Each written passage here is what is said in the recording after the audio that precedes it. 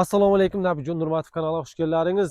Live kanaliga yana sizlar uchun yangilik press chiqaryapman. Bizning kanalga obuna bo'lib, like bas, tarqatib qo'yinglar. Inami press furushay yana 18 somondan. Bugun 21-aprel kuni sizlar uchun chiqaryapman inshaalloh. Assalomu alaykum Haji baba. Va alaykum Yaxshiman? assalom. To'g'risimi? Shukr. Lava shukr.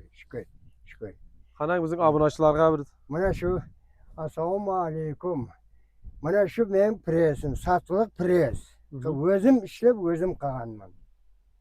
Mana shu 18 so'm mana 18 so'mdan sotyapsiz. 18 so'm sotyapman mayli. Shuni Buna endi 18 somondan bu Haji baba birinchi o'rinmi? ha? Birinchi emas, bir 15 santimetr bo'lganda pol malga jegizimda, ondan keyin qolganini o'rdim men. Qolganini o'rdim. Bunda hech qanday birinchi o'rim, unda o'zbekimga qaraganda ikkinchi o'rim. Adresimiz qayerda? Adresim Kolxoz ittifoq 8-brigad Rohil Lenin deydi. Xullas biz Kolxozobod rayonidamiz, o'zimizning qishloqda Haji baba sotyapti, o'zi mehnat qilgan ekan. Birinchi o'rmining 20 santimetrini malga jegizgan ekan.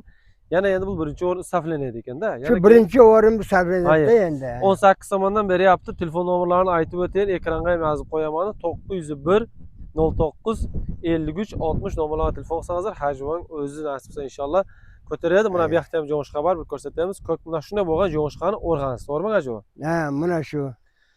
Keyin bu kitayskiy emas. Ayting, bunisini ham Nima ayting. jo'ng'ishqa bir? Kitayskiy emas, mesni urug'dan. Muloyim bunavsi, muloyim. Buna muloyim, keyin jo'ng'ishqasi mayda-mayda bo'ladi ekan. Ha, bu bunavsi dish kelganda bo'ladi, mal yeydi bunavda. Aha. Anavdiki qattiq bo'ladi, bunav ko'p bo'ladi, demaydi, bunav qattiq bo'ladi. Buna men buna serim og'ziga maydani shuni.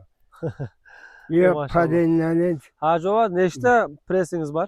157 ta. 157. Bu molingizni oncha-oncha jo'ng'ishqan jemaymi? Bu demaydi, vallahi ya.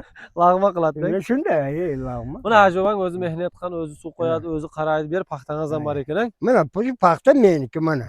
Buna bir chavobdidan o'zi. Bir ajoyibot paxta bo'lgan, mana. Ey maşallah, juda ham zo'r paxta. Mening ishlovchim yo'q. Birgina o'g'lim bor va o'g'lim ham Rossiyada. Ha, Rossiyada. 6 ta qizim bor, 6tavi turmushga chiqib ketgan. Ha, o'zingiz ishlaysizmi? Bir o'zim ishlayman, mana shu yerga o'zim ishlayman. Nayomlikda endi nayomlik salaman. Siz boshqarasiz, to'g'rimi? Men boshqaruvchi, nayomlik ishlaydi. Ey maşallah, Allah razı olsun sizlarga. sizlarga. Shunday aynan. Hammangizga katta rahmat. Shu videoni gruppalarga tarqatib qo'yinglar, shu Haji bobaga savobli ish bir press atilib kelsin. Sog' bo'linglar, salomat bo'linglar. Rahmat.